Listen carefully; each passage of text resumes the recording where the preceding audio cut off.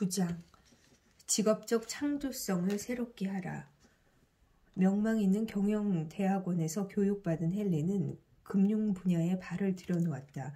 그는 특히 경제적으로 낙후된 지역사회의 소기업을 돕기 위해 그가 배운 내용을 활용하고 싶었다. 그는 많은 유가증권을 소유한 부유한 고객들을 상대하는 주요 서비스에 덧붙여 소규모 투자 대상들에게 전념하는 부서를 개시한 회사의 일자리를 수락했다. 이는 그가 찾고 있던 바로 그 일자리였다. 그의 문제는 상사와 관련된 것이었다. 그 상사는 직원들로 하여금 더 좋은 성과를 내도록 돕겠다는 의도로 그들이 어느 부분에서 업무를 개선해야 하는지 꼬박꼬박 지적했다. 헨리는 분기마다 상사의 평가를 받았다. 상사는 매번 헨리가 진전을 보여야 할 영역들을 나열할 것으로 시작을 했다. 헨리의 강점이나 고객들을 효과적으로 안내해야 할 지점에 대한 언급 같은 것은 없었다. 상사는 고함을 치거나 비열하게 굴욕감을 주지도 않았다. 그저 자기가 보기에 못마땅한 점을 변함없이 낮은 목소리로 웅얼거릴 뿐이었다. 또한 헨리의 상관은 그 팀의 전반적 측면에 대해 그리고 팀의 각 구성원이 개선해야 할 영역에 대해 수행평가를 제공하는 이메일을 그가 관리하는 모든 직원에게 주기적으로 보내곤 했다. 이것은 부서 내의 팀 구성원들 사이에 무언의 경계심을 조성했다. 각 사람은 말없이 자기의 성과를 타인에게 견주어 평가하면서 결국 누군가 그 부서의 목표에 부응하지 못해 해고될 것이라고 확신했다. 이것은 조직이 번영하도록 돕는 길이 아니었다. 헨리는 이러한 환경에서 3년을 살았다. 차고 넘치던 열정이 고갈되어 결국 한 방울도 남지 않은 상황에서 그의 자신감은 약화되었고 어려움에 처한 이들을 돕는 현장에 대한 관심은 간신히 살아있었다. 이것이 사업이 돌아가는 방식이라면 그는 매우 다른 일을 해야만 했다. 헨리의 상사가 판단의 문화를 만들어내려는 의도를 가지고 하루를 시작한다는 징후는 없었다. 하지만 바로 그 일이 일어났다. 그러나 판단으로 흐르는 우리의 경향은 아주 오래된 것이다. 그리고 헨리의 상관이 그렇게 보였던 것처럼 우리 자신이 취약하다고 느낄 때 판단은 우리가 수치심에 대한 공포에 대처하는 손쉬운 방법이 된다. 판단은 고립을 획책하는 수치심에 끝없이 계속되는 시도를 강화한다. 내가 누군가를 판단하려면 그 사람을 분석하기 위해 그와 나 사이에 충분한 거리를 만들어내야 한다. 판단과 함께 그 거리는 커진다. 그리고 거리가 충분히 멀어지면 고립이 온다. 헨리는 자신이 회사에서 도움을 청할 곳이 없이 고립되어 있음을 알게 되었다. 그의 상사는 팀을 한 몸, 같은 팀으로 움직이는 전체로 보는 것이 아니라 각자 할당량을 채워야 할 개인의 집합으로 보았다. 수치심을 무시하기 위해 그것이 숨어 있는 곳을 더 알게 되면 치유와 통합에 이르게 된다. 그렇지만 이것이 삶의 다른 직업적 영역이나 우리가 그곳에서 보여주기를 갈망하는 창조성과 무슨 관계가 있을까? 이것이 소프트웨어 공학이나 회계 스프레드시트 혹은 내 예술 작품의 가격 책정과 무슨 관계가 있을까? 분명히 말해주지만 건물을 짓는 일에서 공학기술 원리를 익히는 행위를 대체할 수 있는 것은 없다. 외과 수술을 마무리할 때 제대로 매듭 묶는 법을 배우는 행위를 대체할 만한 것은 없다. 좋은 관계들이 그 자체로 제대로 된 배를 만들지 못한다. 그것은 요점이 아니다. 쟁점은 알은 언제나 알려짐을 섬긴다는 것이다. 여기서 알은 사물이 작용하는 방식에 대한 필요한 정보를 나타낸다. 그리고 알려짐은 그 모든 정보가 중요해지는 목적으로서의 관계를 나타낸다. 그리고 수치심은 직업적 노력의 기초가 되는 관계를 오염시킴으로써 모든 직업적 노력의 창조적 가능성을 파괴하기 위해 애쓴다. 여기에서 직업은 하나님이 내게 주신 선물들, 삶의 다양한 영역에 존재하는 선물들을 관리하기 위해 내가 하는 모든 일, 일관되고 반복되는 노력이 필요한 것들을 나타낸다. 따라서 내 직업에는 남편, 아버지, 형제, 친구가 포함된다. 주택 소유자, 이웃, 정신과 의사, 고용주, 교회의 장로, 가끔 자전거 타는 사람도 여기에 포함한다. 하나님은 이 영역들을 나에게 선물로 주신다.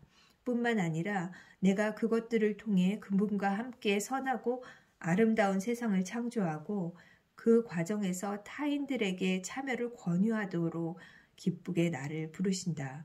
그분은 우리 모두에게 이렇게 하신다. 우리가 다양한 부르심에 어떻게 반응해야 하는지를 아는 것이 언제나 쉽지는 않지만 한 가지는 확실하다. 바로 수치심은 우리가 이 부르심을 듣지 못하게 하려고 불협화음을 내기 위해 모든 방법을 동원할 것이라는 점이다.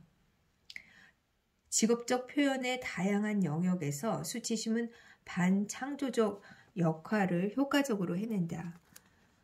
그에 대한 해결책은 취약하게 알려지는 과정에 있다. 우리는 세계의 기초 이전부터 알려진 것과 같은 방식으로 선하고 아름다운 세상을 창조하도록 예정되었다.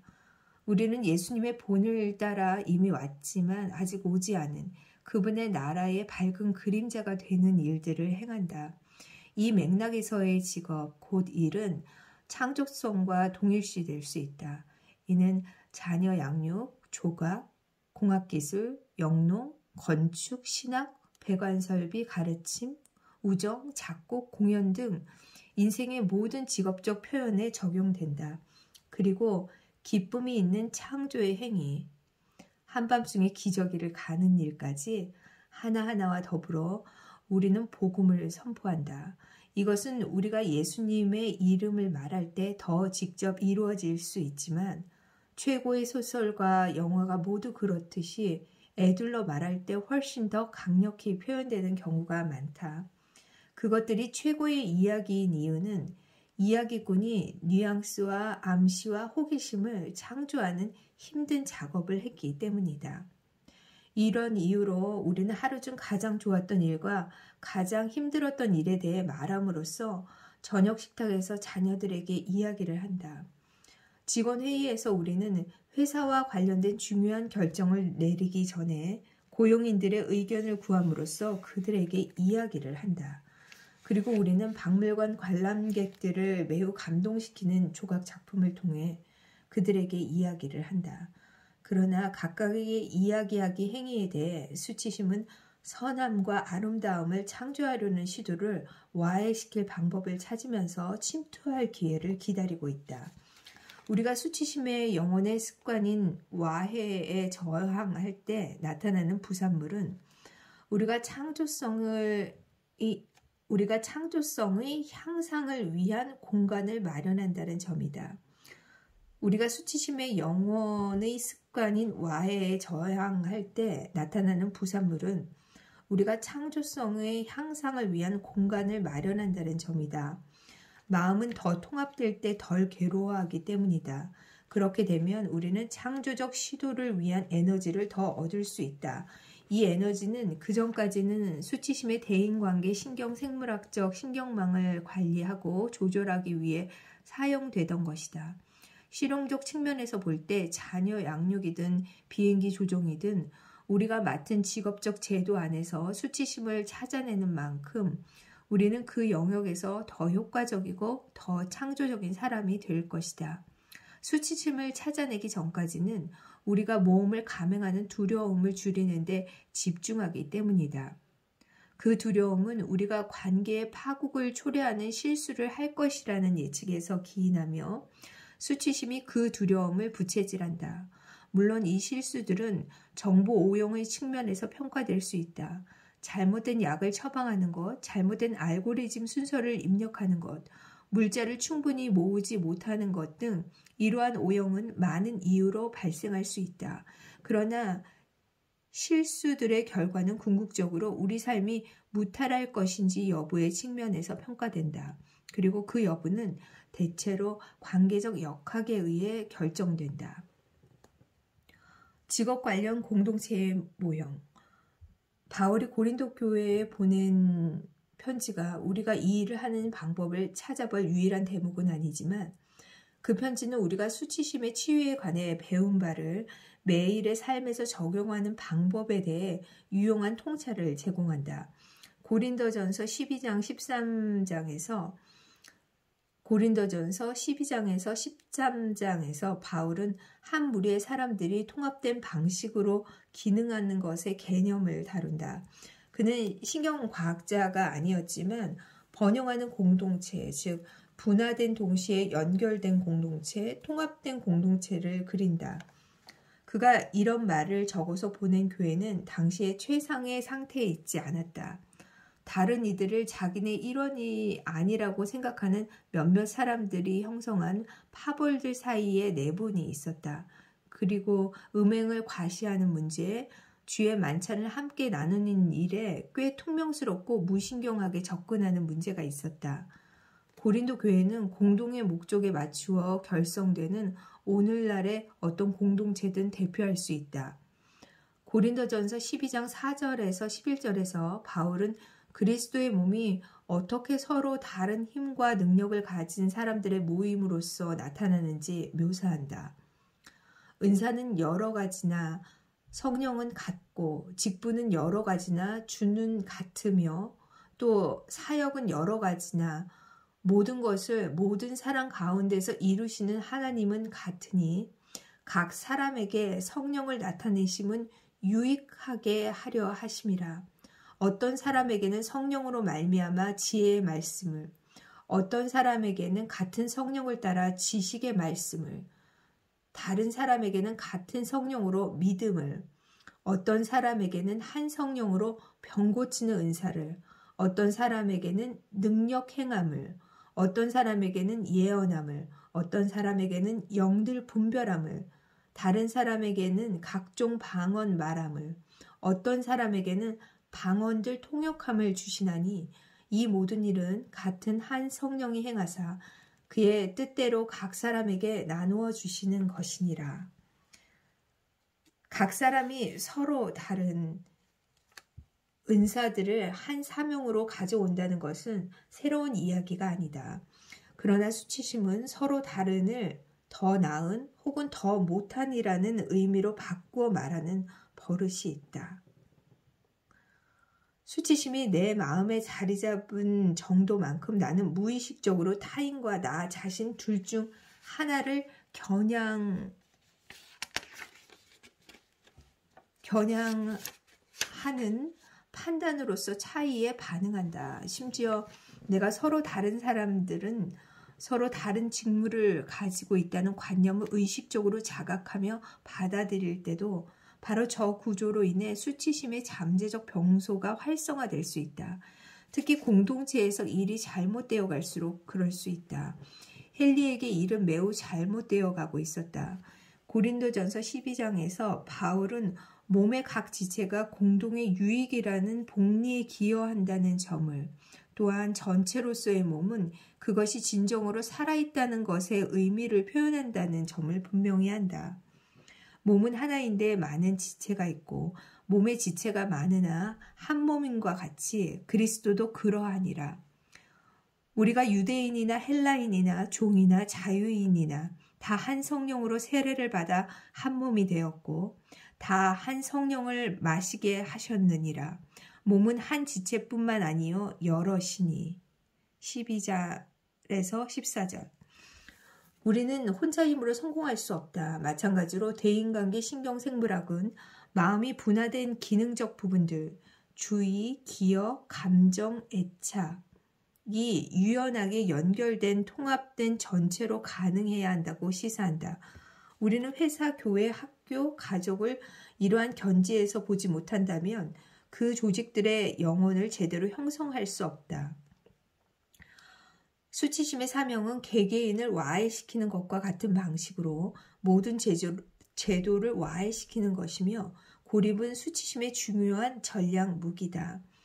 예수님을 따르는 자들로서 우리가 어떤 이야기의 일부인지 기억하도록 도울 뿐만 아니라 우리가 공동체에 속할 때 우리의 이야기가 나타난다는 것을 기억하도록 돕는 일을 일상적으로 해야 한다. 예수님과 나라는 옵션은 결코 존재하지 않는다. 예수님과 우리만이 있을 뿐이다. 그러나 바울은 수치심에 대해 꽤 많이 알고 있으며 이제는 예수님의 몸의 측면에서 그것을 직접 다룬다.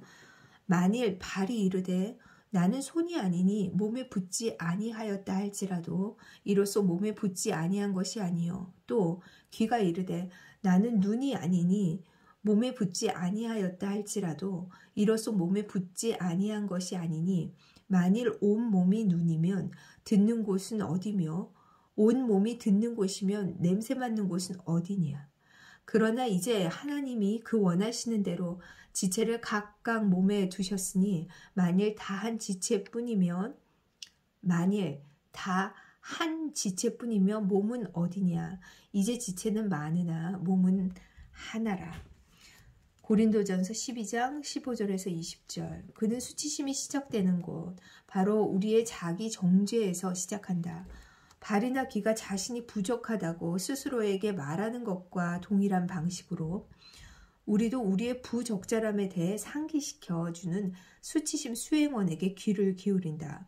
그렇게 하면서 우리는 마음의 장벽을 세워서 우리의 자아에서 부족하다고 판단되는 부분들을 더 적절하다고 판단되는 다른 부분들로부터 분리한다. 이것은 수치심이 분할 정복을 선호함을 나타낸다. 그리고 그러한 경향이 매일 헨리의 마음속을 흐르고 있었다. 바울은 이제 수치심이 취하는 자연스러운 과정인 타인에 대한 판단으로 주의를 돌린다. 눈이 손도로 내가 너를 쓸데없다 하거나 또한 머리가 발도로 내가 너를 쓸데없다 하지 못하리라. 그뿐 아니라 더 약하게 보이는 몸의 지체가 도리어 요긴하고 우리가 몸에 덜 귀히 여기는 그것들을 더욱 귀한 것들로 입혀주며 우리의 아름답지 못한 지체는 더욱 아름다운 것을 얻느니라. 그런즉 우리의 아름다운 지체는 그럴 필요가 없느니라. 오직 하나님이 몸을 고르게 하여 부족한 지체에게 귀중함을 더하사 몸 가운데서 분쟁이 없고 오직 여러 지체가 서로 같이 돌보게 하셨느니라. 만일 한 지체가 고통을 받으면 모든 지체가 함께 고통을 받고 한 지체가 영광을 얻으면 모든 지체가 함께 즐거워하느니라. 고린도전서 12장 21절에서 26절. 내가 너를 쓸데없다. 내가 너를 쓸 데가 없다. 본질적으로 이것은 우리가 아주 가벼운 경멸의 기색이라도 내비칠 때마다 우리의 뇌가 하는 말이다. 그것은 하와와 아담이 서로에게 한 말이다. 그것은 우리가 비판받을 때마다 듣는 말이다. 그렇다고 각각의 사례가 엄청난 손상을 가하는 것은 아니다. 우리 인류는 회복력이 꽤 좋기 때문이다. 그러나 수치심은 우리가 여기에서 실제적 손상을 축소하는 것에 만족하고 인생은 원래 이런 것이라는 우리의 가설에 만족한다. 판단은 이러한 방식으로 발화하기를 되풀이해 온 관련 신경망과 상호 연결되면서 생각뿐만 아니라 감각, 심상, 느낌의 형태로 수월하게 나타난다. 우리는 다른 사람한테 다 들리도록 이 판단의 말을 하지는 않는다. 그렇게 한다면 너무 창피할 것이다. 그렇지만 우리는 이러한 경향을 조절하는데 상당량의 에너지를 쏟는다. 헨리는 상사가 다른 누군가의 결점을 언급할 때마다 느껴지는 은밀한 쾌락을 인정하기 싫었다. 그것은 그가 자신의 수치심과 해고에 대한 두려움에 대처하도록 도와주었다. 그러나 바울은 타인을 판단하려는 우리의 경향을 넘어 특히 그의 시대를 고려할 때 훨씬 더 비범한 진술을 한다. 그는 더 약한 부분이 요긴하며 덜 귀히 여겨지는 부분이 더 귀한 대우를 받아야 한다고 제안한다. 22절에서 23절. 더 약한 그리고 덜 귀히 여겨지는 이 요소들은 그 문화에서 수치심의 짐을 지고 있는 것으로 이해된다. 그것들은 보통 비루하고 폐기하거나 버릴 만한 것으로 간주된다. 그러나 바울은 몸의 생명 유지에 필수적인 강한 부분들이 더 취약한 부분들의 주의를 돌리면서 그 부분들을 찾아내어 그것들이 몸의 전체적 건강에 불가결하게 기여할 공간을 창조할 때 몸이 유익을 얻는다는 것을 보여주면서 수치심에 대해 형세를 역전시킨다. 앞서 언급한 대인관계 신경생물학적 모형과 마찬가지로 바울의 이 주장도 우리의 직관에 반한다. 여기에서 대인관계 신경생물학적 관점은 성경 내러티브 안에 있는 근본 주제로서 나타난다. 사람의 마음이나 공동체가 번영하려면 훨씬 더 큰 성장을 위한 공간을 창조하기 위해 수치심이 숨어있는 곳에 주의를 돌려야만 한다. 예수님이 하늘의 자리로부터 내려와 우리와 함께 하시는 방식을 통해서라도 그렇게 해야 한다. 빌립보서 2장 5절에서 8절. 이것은 교회뿐만 아니라 철문점이나 다국적 기업을 운영하는 상황에도 해당된다. 그것은 헨리의 회사에도 해당되었다. 하지만 그의 상사는 그것을 이해하지 못하는 듯했다. 헨리의 이야기와 더불어 고린도전서 12장 15절에서 26절은 우리가 이 책을 통해 연구하는 바의 많은 부분을 더 명료하게 이해할 수 있게 해준다. 바울이 수치심의 길은 이제 소개하려고 하는 사랑의 길에 반대되는 것이라고 적어도 여기에서는 넌지시 내비친다는 점에 주목하라. 수치심의 길은 이제 소개하려는 사랑의 길에 반대되는 것이라고 넌지시 내비친다는 점에 주목하라. 에덴에서 그랬던 것처럼 수치심이라는 정서 상태로부터 판단이 생겨나고 판단에는 죄가 따라온다. 이렇게 창세기 3장의 요점이 되풀이됨으로 말미암아 우리는 미묘하거나 은밀하게라도 수치심이 발생했을 때 그것이 악의 기지가 되어 악이 하나님의 선한 창조 세계 안에 마음들과 조직들을 와해시키는 사명에 착수하는 장소가 된다는 것을 다시금 기억하게 된다. 또한 그 구절은 수치심이 항상 구체화된다는 점을 강조한다. 그것은 우리가 다른 사람들과의 구체화된 상호작용에서 경험하는 바와 별도로 존재하는 추상적 실제가 아니다. 또한 그 구절은 수치심이 항상 구체화된다는 개념을 강조한다. 그것은 우리가 다른 사람들과의 구체화된 상호작용에서 경험하는 바와 별도로 존재하는 추상적 실제가 아니다. 이것도 바울이 말한 그리스도의 몸 비유가 매우 중요한 이유다.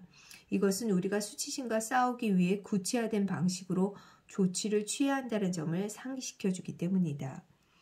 고린도전서 12장의 결론에서 바울은 독자들을 가장 좋은 길, 곧 사랑의 길로 인도하기 시작한다. 그는 13장으로 이동하면서 사랑은 추상적 관념도 아니고 얻을 수 있는 대상, 즉 마치 정해진 할당량이 있는 것처럼 획득하거나 달성할 수 있는 무언가가 아님을 분명히 한다.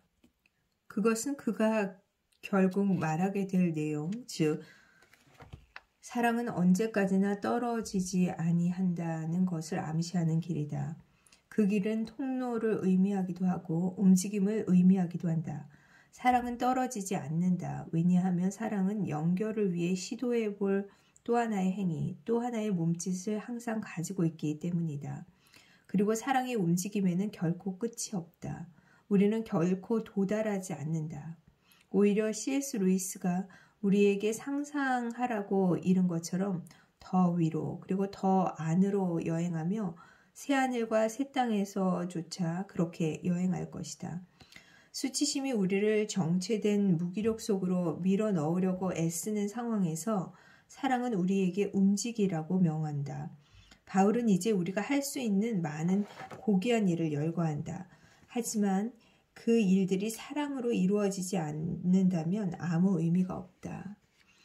내가 사람의 방언과 천사의 말을 할지라도 사랑이 없으면 소리나는 구리와 울리는 꽹과리가 되고 내가 예언하는 능력이 있어 모든 비밀과 모든 지식을 알고 또 산을 옮길 만한 모든 믿음이 있을지라도 사랑이 없으면 내가 아무것도 아니요. 내가 내게 있는 모든 것으로 구제하고 또 내 몸을 불사르게 내줄지라도 사랑이 없으면 내게 아무 유익이 없느니라. 고린도전서 13장 1절에서 3절. 이러한 의미에서 사랑은 명사라기보다 부사로서 동사의 행동, 즉 지혜의 속도에 맞추어 취해지는 행동을 묘사한다. 그러나 수치심은 그 본질상 움직임을 멈추게 하고 대화를 닫아버리고 창조적 발견을 짓밟고 실수에 대한 두려움으로 너무 빨리 혹은 너무 느리게 행동하고 교차하는 인생들의 유동성으로 인해 불가피한 불화를 바로잡기를 회피한다. 뿐만 아니라 이 단락은 모든 직업에 적용된다. 내가 최고의 수학 교사여도 사랑으로 그 일을 하지 않으면, 내가 최고의 앱을 개발하더라도 사랑으로 그 일을 하지 않으면, 내가 교회에서 최고의 아동 프로그램을 감독하더라도 사랑으로 그 일을 하지 않으면, 내가 상원에서 중요한 법안을 통과시키더라도 사랑으로 그 일을 하지 않으면, 내가 회사의 주주들을 위해 최대한 많은 돈을 벌더라도 사랑으로 그 일을 하지 않으면 나는 아무것도 아니다. 나는 아무것도 얻지 못한다. 바울은 이제 사랑이 무엇인지를, 아니 움직임과 행동의 측면에서 사랑을 묘사하며 사랑이 무엇을 하는지 보여준다. 사랑은 오래 참고, 사랑은 온유하며 시기하지 아니하며, 사랑은 자랑하지 아니하며 교만하지 아니하며 무례히 행하지 아니하며 자기의 유익을 구하지 아니하며 성내지 아니하며 악한 것을 생각하지 아니하며 불의를 기뻐하지 아니하며 진리와 함께 기뻐하고 모든 것을 참으며 모든 것을 믿으며 모든 것을 바라며 모든 것을 견디느니라. 고린도전서 13장 4절에서 7절. 자녀 양육, 목회, 농업, 농구 경기, 목공, 경찰 업무, 구조공학 등 우리가 하는 모든 일은 사랑과 수치심에 대한 반응으로 이루어진다. 그리고 사랑과 수치심은 우리의 기억, 감정, 감각 및 행동에 대한 권한을 얻기 위해 씨름하며 우리의 주의를 얻기 위해 경쟁한다. 이 둘은 우주의 지배적인 정서적 세력들로서 선과 악의 사이의 투쟁을 대변한다. 우리 각 사람의 내면에서 성령의 임재와 수치심 수행원으로 대표되는 이 두 가지 정서 상태가 우리를 그리고 우리가 만드는 문화를 둘러싸고 교전 중이다. 성령은 우리가 하나님 아버지가 사랑하시며 기뻐하시는 딸과 아들이라고 말씀하시는 그분의 목소리를 되풀이한다. 수치심 수행원은 전체로서의 우리는 말할 것도 없고 우리 마음의 모든 기능이 부족하며 버림받았음을 크고 작은 방식으로 우리에게 상기시킨다. 이 전쟁은 구체화된 삶의 모든 영역에서 발생한다. 마지막으로 바울은 예수님의 이야기가 완성의 이야기임을 상기시킨다. 하나님은 우리를 미성숙에서 성숙으로, 와해에서 통합으로, 수치심이 숨는 곳에서 수치심이 밝히 드러나 무시될 수 있는 곳으로 옮겨가게 하려 하신다. 이제 우리는 우리가 알려지는 순간에조차 아는 것으로 주의를 돌리게 될 것이다. 사랑은 언제까지나 떨어지지 아니하되 예언도 패하고 방언도 그치고 지식도 패하리라. 우리는 부분적으로 알고 부분적으로 예언하니 온전한 것이 올 때에는 부분적인 것으로 하던 것이 패하리라. 내가 어렸을 때에는 말하는 것이 어린아이와 같고 깨닫는 것이 어린아이와 같고 생각하는 것이 어린아이와 같다가 장성한 사람이 되어서는 어린아이의 일을 버렸노라.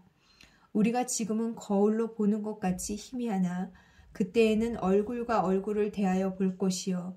지금은 내가 부분적으로 아나 그때에는 주께서 나를 아신 것 같이 내가 온전히 알리라. 그런즉 믿음, 소망, 사랑 이 세 가지는 항상 있을 것인데 그 중에 제일은 사랑이라. 고린도전서 13장 8절에서 13절. 다시 말해 우리는 우리에 대한 하나님의 인식을 경험하는 것과 동일한 방식으로 하나님, 타인들, 우리 자신에 대해 인식하게 될 것이다. 우리는 우리에 대한 하나님의 인식을 경험하는 것과 동일한 방식으로 하나님, 타인들, 우리 자신에 대해 알게 될 것이다. 그분의 눈길이나 목소리에 수치심의 기색은 없다. 우리는 그분께로, 그리고 그분이 어떻게 우리를 돌보고 계시는지로 주의를 돌리게 된다. 그 과정은 불가항력적이어서 아주 오랫동안 우리의 어떤 부분들을 계속 어둠 속에 숨어있게 한 수치심에 대한 우리의 인식은 완전히 사라진다. 그 결말을 지향하며 우리는 우리 삶의 총체, 즉 믿음, 소망, 사랑에 주의를 기울여야 한다. 믿음으로 사는 것은 성령의 임재를 신뢰하고 그 임재에 깊이 동조하는 것이다. 믿음으로 사는 것은 성령의 임재를 신뢰하고 그 임재에 깊이 동조하는 것이다. 그 임재 안에서 우리는 살고 움직이며 우리의 존재를 가진다. 믿음으로 살면서 우리는 그분이 우리가 있는 곳에 계시는 것을 참으로 기뻐하신다고 적극적으로 상상한다. 또 우리는 우리가 그분을 또 서로를 의지하며 살아간다는 것을 염두에 두고 우리가 하는 모든 일을 하나님과 함께 행한다고 적극적으로 상상한다. 신뢰가 긍정되고 보답받는 많은 경험에 영향을 받아 우리의 예측하는 신경망이 형성되는 가운데 소망이 생겨난다. 바울은 예수님을 따르는 로마 사람들에게 다음과 같이 쓴다. 그러므로 우리가 믿음으로 의롭다 하심을 받았으니 우리 주 예수 그리스도로 말미암아 하나님과 화평을 누리자. 또한 그로 말미암아 우리가 믿음으로 서 있는 이 은혜에 들어감을 얻었으며 하나님의 영광을 바라고 즐거워하느니라. 다만 이뿐만 아니라 우리가 환난 중에도 즐거워하나니 이는 환난은 인내를, 인내는 연단은 소망을 이루는 줄 알미로다. 소망이 우리를 부끄럽게 하지 아니함은 우리에게 주신 성령으로 말미암아 하나님의 사랑이 우리 마음에 부은 바 됨이니. 로마서 5장 1절에서 5절. 환난으로부터 인내, 연단, 소망에 이르는 진행에 주목하라. 이러한 종류의 소망은 우리를 부끄럽게 하지 않는다. 성경이 들려주는 이야기에서 소망은 마법이 아니다. 그것은 우리의 감정의 문 앞에 난데없이 나타나지 않는다. 소망이 나타나려면 노력이 필요하다. 우리는 수치심을 거듭해서 바라보고 거듭해서 무시하는 작업을 해야만 한다. 이 작업은 때로 고통스럽게 힘든 인내의 작업이다. 그렇게 하면서 인격의 회복력, 즉 유연성과 적응력과 일관성과 에너지와 안정성을 지닌 통합이 우리의 변화의 부산물로 나타난다. 그리고 이로 인해 우리는 다른 미래를 기억할 수 있게 된다. 톰 라이트가 제안하는 대로 이 미래는 다가오는 것을 가리키는 동시에 예수님 안에서 우리의 현재 안으로 전진하여 들어와서 모든 것을 새롭게 하는 희망찬 미래, 하나님의 미래이다. 그리고 이 소망은 즉 기쁘게 알려지는 것에 관한 이 심상은 수치심의 여지를 전혀 남기지 않는다. 수치심이 없으면 사랑, 항상 있을 것들 중 제일인 것. 그 사랑은 우리를 해방하여 온유하게, 참을성 있게, 그리고 사랑의 다른 모든 특성을 지니고 행동하도록 할 뿐만 아니라 하나님이 처음부터 의도하신 대로 창조하도록 한다.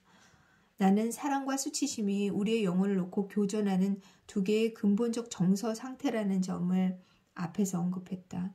물론 이 말은 사실을 지나치게 단순화한다. 수치심이 우리에게 폐를 끼치는 유일한 정서이거나 사랑이 건설적 통합적 행동을 낳는 거의 모든 감정을 품고 있는 것은 아니기 때문이다. 여기에서 요점은 여러 면에서 삶은 그리 복잡하지 않다는 것이다. 어떤 순간에든 삶은 대체로 우리를 두 방향 중 한쪽으로 움직이게 하는 우리의 미시적 결정들로 요약된다. 한 방향은 하나님과 그리고 타인들과 연결돼 더 통합되고 회복력 있는 삶이고 다른 방향은 더 와해되고 분리되며 무질서하고 경직된 삶이다. 매일 매 순간 우리는 수치심과 사랑 사이에서 선택한다. 그런데 우리가 속한 문화가 하는 평범한 이야기, 즉 하나님은 존재하지 않고 결국 모든 것이 정지하게 될 것이라는 이야기 안에 살고 있다면 우리가 선택해야 하는 수치심과 사랑은 그저 실존의 소산에 불과할 것이다.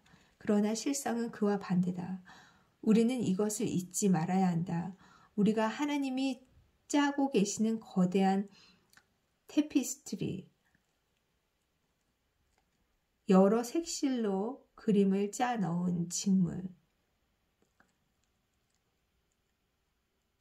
우리가 하나님이 짜고 계시는 거대한 테피스트리의 일부라고 믿는다면 우리는 의도적으로 취약하게 살기로 선택하고 안전한 치유 공동체의 환경에서 우리의 수치심을 노출하는 순간마다 하나님 나라를 건설하는 일에서 그분의 도우심으로 돌 하나를 더 놓게 된다. 이 하나님의 나라는 지금 존재하는 동시에 아직 존재하지 않는다. 그 과정에서 우리가 하는 이야기는 소망과 신뢰와 기쁨의 위대한 이야기이다. 위대한 드라마를 절정에 이르게 하는데 고된 노력이 필요하지만 말이다. 직업적 소명의식을 새롭게 하라. 우리는 벌거벗었으나 부끄러워하지 않는 방식으로 의도적으로 하나님의 이야기를 하면서 뇌로부터 그리고 무수히 많은 직업 영역에 적용될 수 있는 통합의 개념으로부터 많은 것을 배울 수 있다. 마음의 다양한 기능이 동조하고 그렇게 함으로써 통합의 상태에 이르기 위해 전두엽이 필요한 것과 마찬가지로 모든 조직도 그 조직의 기능적 부분들의 분화와 결합에 헌신하는 지도자가 필요하다. 주의 기제와 상호 연관된 신경세포들은 전전두엽에 있다. 이 신경세포들은 다양한 기능적 신경망을 서로 연결시킨다. 예를 들면 기억, 감정, 계속 진행 중인 우리의 내러티브, 계속 변화하는 우리의 상태, 우리가 상호작용하는 타인의 마음에 대한 우리의 인식. 이렇게 전전두엽은 마음의 지도자처럼 기능한다. 뇌의 이 부분에서는 우리가 감지하고 심상을 떠올리고 느끼고 생각하는 바, 특히 불쾌한 감정처럼 바람직하지 못한 특징, 이것이 의식적 자각에 이르게 된다. 이는 그러한 것들을 이해하고 마음의 다른 부분들과 연결하기 위해서다. 이렇게 하여 각각의 감정, 감각, 느낌, 신체적 행동은 적절한 역할과 의미를 부여받아 마음의 전반적 건강에 기여한다. 그렇다면 마음의 활동에서 지도력이란 전전두엽의 기능으로 간주될 수 있다. 바로 의도를 가지고 마음의 각 요소가 더 큰 전체의 일부로서 수행하도록 창조된 일을 하게 하는 기능인 것이다. 그리고 이것은 우리의 상상을 넘어 창조성을 가능하게 한다. 이제 이것은 지도력이 인간의 조직에서 우리가 자리 잡은 직업적 영역에서 하는 일을 위한 모형을 제공한다. 지도력은 의도를 가지고서 지도자와 가까운 관계에 있으며 그가 책임지는 이들로 하여금 활약하게 하는 것, 다시 말해 그들로 하여금 하나님이 예정하신 선한 일을 기쁘게 하도록 하는 것으로 이해될 수 있다. 데이브 슈레이더에 따르면 지도력은 위계적 조직에 한정되지 않으며 위계적 조직에서 저절로 생겨나지도 않는다. 그러므로 모든 사람은 잠재적 지도자다. 지도력에 대한 이러한 접근법을 취하는 조직은 의지와 인내를 필요로 할 것이며 선함과 아름다움의 창조라는 결실을 맺을 것이다. 수치심은 이러한 종류의 지도력이 무엇을 할 수 있는지 알고 있기에 그것을 사정없이 공격할 것이다. 우리가 우리 자신이 누구인지 그 진실을 드러냄으로써 기꺼이 취약성이라는 우리의 창조된 상태와 더 일치되게 살아가려 할 때 지도력이 향상된다. 수치심은 이 점을 잘 알고 있다. 그리고 우리에 관한 진실은 우리가 답을 가지지 못한 영역이나 도움을 필요로 하는 영역을 포함할 것이다. 이는 우리가 상대적으로 더 높은 위치에 있을 때 특히 그렇다. 개빈은 바로 이런 상황에 처해 있었다. 그런 일은 좀처럼 일어나지 않을 겁니다. 나는 개빈과 그의 사업에 대해 상담을 해왔다. 우리는 회사에 대한, 특히 지난 분기의 업무량에 대해 불만을 표시한 부서 관리자들에 대한 그의 염려를 살펴보았다. 개빈은 양심적이고 부지런히 일했다. 그는 고용인들에게 마음을 썼으며 그들이 프로젝트를 수행할 때 필요한 지원을 제공하기 위해 늘 애썼다. 그러나 지난 6개월 동안 무언가가 달라졌다. 회사가 처음으로 큰 정부 계약을 따내면서 위험 부담이 더 커졌다. 더 많은 돈이 필요했고 성과에 대한 압력이 더 커졌다. 실패의 위험이 증가했고 더 나아가 회사 전체가 공개적으로 굴욕을 겪는 일이 일어날 위험이 증가했다. 분명 그는 과중한 부담을 느꼈다. 그 사실을 인정하려면 그에게 큰 용기가 필요하리라는 점도 분명했다. 그는 스스로를 자발적인 사람이라고 인식했으며 자신이 닥치는 문제뿐만 아니라 때로 타인에게 속한 문제에 대해서조차 자신이 해결책을 찾아야 할 것 같은 책임을 느꼈다. 막을 수 없는 실력자인 그가 등장하면 소문난 요지부동의 상대도 언제나 움직였다. 그러나 웬일인지 이번 상대는 꼼짝도 하지 않았다. 나는 상담의 일환으로 개빈에게 그의 이야기를 해달라고 요청했다. 그렇게 열린 질문에 대한 대답의 특성은 그 자체로 무언가를 드러낸다. 저의 이야기를 해달라니 무슨 뜻인가요? 제 이야기의 어떤 부분을 알고 싶으시죠? 지금까지 배운 대로 우리는 언제나 이야기를 하고 있다. 하지만 신체 치수나 회사를 구할 획기적인 계획을 넘어서 진정으로 우리에 대해 많은 것을 알고자 하는 사람들에게 이야기하는 연습은 그다지 많이 하지 않는다. 처음에 개빈은 내가 듣고 싶어 하리라고 생각되는 내용을 서투르게 대충 짜맞추었다. 당연히 그의 이야기에는 아주 많은 성공이 포함되었다. 그는 그것들에 대해 겸손했다. 그는 아이가 둘인 유부남이었다. 예수님을 따르는 독실한 신자로서 동료 신자들로 이루어진 지역 공동체에 참여하고 있었다. 건강은 비교적 좋은 편이었다. 그가 알기로 우리를 서로 만나게 한 문제 외에는 곧 닥쳐올 큰 문제는 거의 없었다. 아울러 그는 약점을 쉽게 드러내지 않는 것이 분명했다. 나는 그가 성장하면서 도움을 요청할 때 어떤 경험을 했는지 물어보았다. 사람들은 도움을 요청할 수 있죠. 저는 언제나 사람들을 도왔고 부모님은 저를 도와주셨어요. 개빈은 5남매 중 마지로서 자신의 마지 역할을 진지하게 받아들였다. 그는 동생들을 아주 소중히 여겼으며 이것은 그가 16살 때 아버지가 느닷없이 돌아가신 후로 특별한 의미를 띠게 되었다. 그의 경험상 도움을 요청하는 것과 누군가를 돕는 것은 별개라는 점을 곧바로 명확히 깨닫지는 못했다. 아버지의 죽음의 여파로 개빈은 자신의 책임이 고조된 것을 느꼈다. 몇 달 동안 지속된 어머니의 슬픔을 고려하면 특히 그랬다. 약함에 대해 어떻게 생각하세요? 나는 물었다. 똑똑하고 통찰력 있는 개빈은 합리적 대답을 내놓았다. 모든 사람에게는 약한 부분이 있습니다. 노력해서 그 부분을 강화할 수 있도록 그 약한 부분이 어디인지 아는 게 좋죠. 나는 그가 회사에서 약함에 어떻게 접근하는지 물었다. 사람들을 지원하기 위해 그들이 일을 더 잘하는 데 필요한 발전과 훈련의 기회를 제공하기 위해 할 수 있는 모든 것을 합니다. 나는 다시 물었다. 그러면 당신은요? 당신의 약한 부분을 돕는 일은 누가 하나요? 그는 아주 잠시 생각했다. 물론 접니다.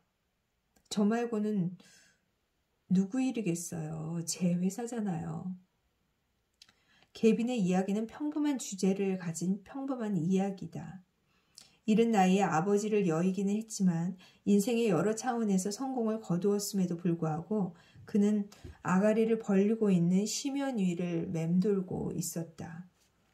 그가 사업뿐만 아니라 인생에 접근하는 방식을 바꾸지 않으면 그 심연은 곧 그를 집어 삼킬 것이었다. 그와 내가 더 많은 이야기를 나눌수록 그것이 분명해졌다. 치유를 위한 노출. 앞서 살펴보았듯이 수치심이 가장 심각한 부산물 중 하나는 수치심의 치유를 위해 역설적으로 요구되는 노출에 대한 두려움이다. 우리의 실상이 드러나면 거부당하리라는 비참한 공포에도 불구하고 우리 자신을 드러내는 데는 크나큰 용기가 필요하다. 우리를 해칠 수도 있는 타인에게 우리의 실제 자아, 즉 우리의 약점, 결함, 실수, 깨어짐, 우리의 욕망, 필요, 희망들과 함께 이것들을 노출시키는 데는 비난과 판단과 무시를 당할 위험이 수반된다. 나는 개빈에게서 부서 관리자들과 대화해서 그가 과증한 부담을 느끼고 있으므로 그들이 더 효과적으로 일하고 아이디어도 내주기를 바란다고 이야기하면 어떻겠느냐고 물었다. 그는 실제로 공공한 처지에 있었다. 그는 이 단어가 타인들이 보기에 자기가 한심할 것이라는 심상을 떠올리게 해서 반감이 들었다. 이 제안에 대해 그는 그런 일은 좀처럼 일어나지 않을 겁니다. 라고 대답했다. 그는 그가 모든 답을 가지고 있지 않음을 알게 되면서 더 이상 그를 지도자로 존중하지 않으리라고 확신했다.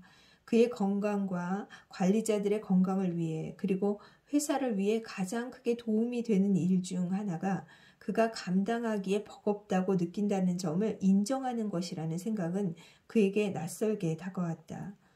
우리는 그의 현재 상황에서 그의 내면에 어떤 감정이 생기는지 살펴보았다. 그는 심사숙고하면서 다음의 단어들을 나열했다. 두려움, 혼자인, 어리석은, 무능한.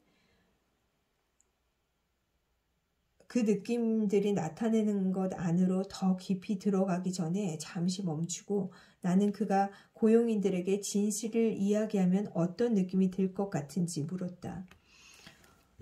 어리석게 들릴 수 있다는 걸 알지만 너무 수치스러운 느낌이 들 거예요. 다시 한번 수치심은 개빈이 그의 이야기를 모두 털어놓는 그 과정에서 회사에 대해 자유를 발견할 가능성을 막는 압류였다. 그리하여 우리는 수치심의 본질에 대해 그리고 그가 자신의 이야기 전부를 관리자들과 공유함으로써 수치심에 직접 맞서면 어떨지에 대해 이야기했다. 개빈은 그 제안이 제시하는 논리를 이해하기는 했지만 그러한 방책에 대해 회의적이었다. 우리가 더 오래 이야기할수록 그는 사업에서뿐만 아니라 삶의 다른 영역에서도 자신이 자신감 있고 안정되고 유능하다고 생각하고 싶어함에도 불구하고 자신이 취약하다고 느끼고 있음을 알게 되었다. 그리고 그가 일에서 감지하는 취약성은 삶의 다른 영역들 속으로 서서히 퍼져나가고 있었다. 이는 수치심이 일하는 방식으로 특성상 바이러스처럼 퍼져나간다. 그것은 취약성에 대한 깊은 공포를 만들어낸다. 우리가 후퇴하여 숨어서 우리의 침투 불가능한 폐쇄성을 보여주기 위해 노력하는 반응을 보일 때 수치심은 다른 부분들로 퍼진다. 종기를 째지 않으면 생기는 일과 마찬가지로 간염은 무방비한 경로를 통해 다른 조직으로 확산된다. 개빈은 회사의 문제를 해결할 방법을 찾는데 많은 시간을 쓰는 탓에 집에서 아내와 아이들에게 더 짜증을 내고 친구들과 포커를 치는 시간이 줄었으며 그가 유지하던 운동과 영성 훈련의 리듬이 어긋났음을 인정했다. 그는 취약성에 관심이 없었다. 그는 해결책에 관심이 있었다. 그는 자신에게서 취약하다는 느낌을 덜 줄 안전이 보장된 묘책을 원했다. 개빈은 근본적으로 그가 부족하다고 그의 한계를 드러내는데 필요한 바를 가지고 있지 않다고 자신에게 말하고 있었다. 개빈의 수치심 수행원은 항시 일하며 조금도 물러서지 않았다. 우리가 만난 이후 몇 주가 지나 그의 아이디어와 인내심이 바닥나자 특히 그 자신에 대해 그러했다. 개비는 상급 관리자들을 그의 공공함과 당혹감의 세계로 초청하는 대담한 조치를 취했다. 그는 그 결과에 충격을 받았다. 관리자들은 한 사람의 예외도 없이 안도와 활기로 반응했으며 아무런 비난도 하지 않았다. 그들은 회사의 공경에 대한 해결책을 찾아내는 과정에 훨씬 더 빨리 참여하기를 원했었다. 그들은 그가 모든 답을 가지고 있지 않아서 실망했다고 이야기하지 않았다. 오히려 그들은 그가 기꺼이 자신의 결점을 인정하는 위험을 무릅쓰는 모습에 깊은 인상을 받았다고 이야기했다. 몇 주가 걸렸지만 관리자들과 다른 동료 몇 명의 협력으로 회사는 자립하여 다시 한번 이익을 낼 수 있게 되었다. 진전을 이루면서 개비는 자신의 사업 영혼 안에 수치심이 숨어 있는 곳을 찾아 그것을 무시함으로써 그리고 자신이 더 이상 혼자라고 느끼지 않는 공동체에 참여함으로써 고객이 만족하는 제품을 효과적으로 만들어내고 회사 안의 사기를 높이며 그 모든 것의 무게에 부담감을 덜 느끼는 새로운 방법을 발견하였다.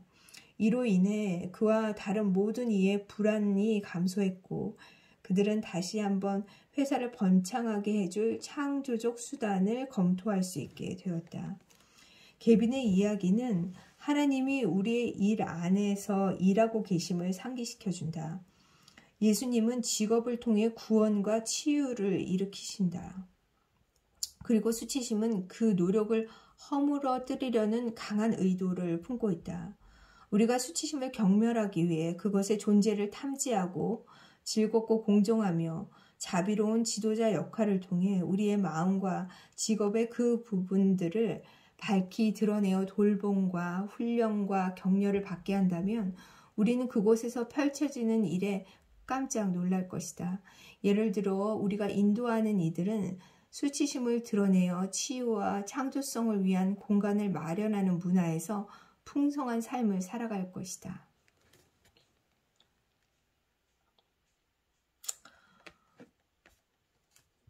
개빈의 이야기는 하나님이 우리의 일 안에서 일하고 계심을 상기시켜준다. 예수님은 직업을 통해 구원과 치유를 일으키신다. 그리고 수치심은 그 노력을 허물어뜨리려는 강한 의도를 품고 있다. 우리가 수치심을 경멸하기 위해 그것의 존재를 탐지하고 즐겁고 공정하며 자비로운 지도자 역할을 통해 우리의 마음과 직업의 그 부분들을 밝히 드러내어 돌봄과 훈련과 격려를 받게 한다면 우리는 그곳에서 펼쳐지는 일에 깜짝 놀랄 것이다. 예를 들어 우리가 인도하는 이들은 수치심을 드러내어 치유와 창조성을 위한 공간을 마련하는 문화에서 풍성한 삶을 살아갈 것이다. 우리가 어떤 직업으로 부름받는지는 중요하지 않다. 우리에게 수치심과 끝내지 못한 용무가 남아있다면 수치심은 우리를 찾아낼 것이다. 그리고 그 과정에서 수치심은 모습을 감춘 채로 남아있으려 할 것이다.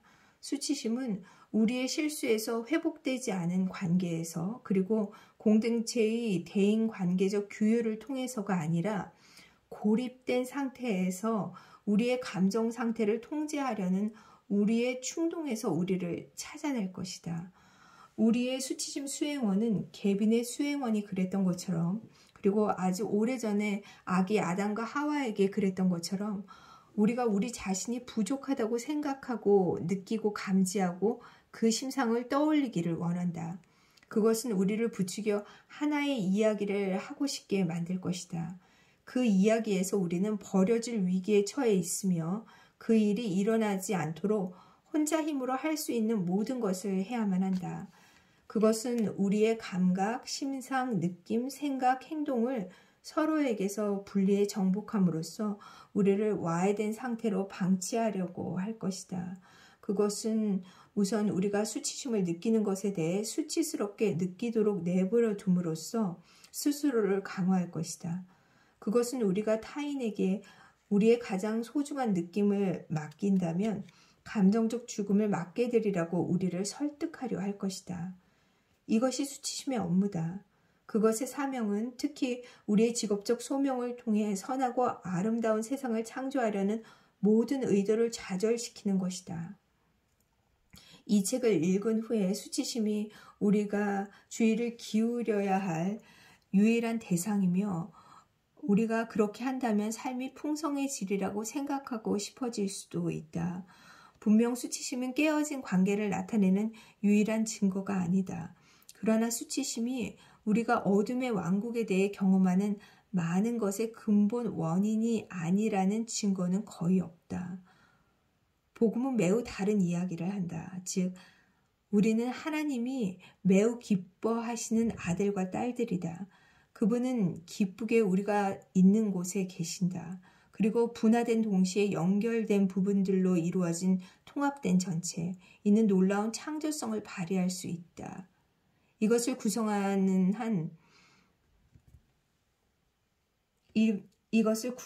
한 백성으로서 우리를 한데 모으는 것은 사랑의 업무다. 그 누구도 뒤처지거나 배제되지 않는다. 그러나 우리는 우리가 서로 다른 할 일을 가지고 있으며 어떤 일은 다른 일보다 더 눈에 띈다는 사실을 알고 있다. 현실의 삶에서 통합된 백성으로 살아가는 것은 어떤 모습일까? 우리의 마음을 새롭게 하는 것. 그것은 나의 가정에서 일어나는 일을 어떻게 바꿀까? 현실의 삶에서 통합된 백성으로 살아가는 것은 어떤 모습일까? 우리의 마음을 새롭게 하는 것은 나의 가정에서 일어나는 일을 어떻게 바꿀까? 문자 그대로 내 뇌의 연결 방식을 새롭게 하는 것, 즉 나의 신경망과 신체적 행동의 구체화된 개조는 어떻게 교회의 증언을 지역사회에서 강화하고 더 영속적으로 만드는 것일까? 교육 환경에서 수치심을 명시적으로 다루면 어떤 결과가 나타날까? 실로 가르침과 배움은 가정에서 시작되고 신앙의 가정에서 드러나며 교육기관에서 형식을 갖추고 바라건대 결코 끝나지 않는다. 가르침과 배움이 사실상 삶 전체를 차지한다는 점을 고려하면 우리가 수치심이 이 기관들에서 특별히 파괴적인 역할을 한다는 사실을 무시하는 것은 무책임한 행동이다. 현실의 삶에서 통합된 백성으로 살아가는 것은 어떤 모습일까? 우리의 마음을 새롭게 하는 것, 나의 가정에서 일어나는 일을 어떻게 바꿀까? 문자 그대로 내 뇌의 연결 방식을 새롭게 하는 것, 즉 나의 신경망과 신체적 행동의 구체화된 개조는 어떻게 교회의 증언을 지역사회에서 강화하고 더 영속적으로 만드는 것일까? 교육 환경에서 수치심을 명시적으로 다루면 어떤 결과가 나타날까? 실로 가르침과 배움은 가정에서 시작되고 신앙의 가정에서 드러나며 교육기관에서 형식을 갖추고 바라건대 결코 끝나지 않는다. 가르침과 배움이 사실상 삶 전체를 차지한다는 점을 고려하면 우리가 수치심이 이 기관들에서 특별히 파괴적인 역할을 한다는 사실을 무시하는 것은 무책임한 행동이다. 우리의 영혼은 어떤 이야기를 하게 될까? 우리는 이제 다시 원점으로 돌아왔다. 우리는 수치심의 본질을 탐구하였고 그것이 단순히 인간 실존의 소산이 아니라 의도적으로 사용된 인간 경험의 한 요소임을 보았다. 악은 우리의 마음, 관계, 공동체를 조용히 그리고 교묘하게 와해시키기 위해 수치심을 사용한다. 또한 우리는 수치심을 치유하기 위해서는 그것이 속기 쉬운 상태에 있는 우리를 찾아내기를 기다릴 것이 아니라 우리가 예수님의 본을 따라 기꺼이 그것을 찾아내려는 마음이 필요함을 보았다. 마지막으로 우리는 우리의 이야기하기 훈련이 가정에서 시작되고 하나님의 가정에서 연마되며 그런 후에는 우리가 자리 잡는 모든 직업 영역으로 영입되는 과정을 살펴보았다. 이렇게 하여 우리는 악이 수치심에 대해 품는 의도가 그저 우리의 대인관계적 삶을 비참하게 만드는 것만은 아님을 알게 된다. 그것은 하나님이 선하고 아름답게 되도록 의도하신 세상의 모든 것을 파괴하고 싶어한다. 그것은 우리가 단순히 자신에 대해 나쁜 느낌을 받기를 원하는 만큼이나 예술가와 기술자와 교사인 우리의 창조성이 제대로 기능하지 못하게 만들고 싶어한다. 이 책은 수치심에 관한 것이다. 수치심의 영혼에 관한 책이자 우리의 영혼을 해체하려는 수치심의 시도에 관한 책이다. 그러나 이 책의 주된 관건은 우리가 예수님이 확실히 가져오시리라 믿는 새하늘과 새 땅을 가리키는 새로운 마음, 새로운 가능성, 새로운 내러티브를 상상하기 위해 새로운 이야기, 소망과 창조성의 이야기, 수치심을 경멸하는 이야기를 하는 것이다. 예수님 안에서 오신 하나님을 통한 수치심의 치유는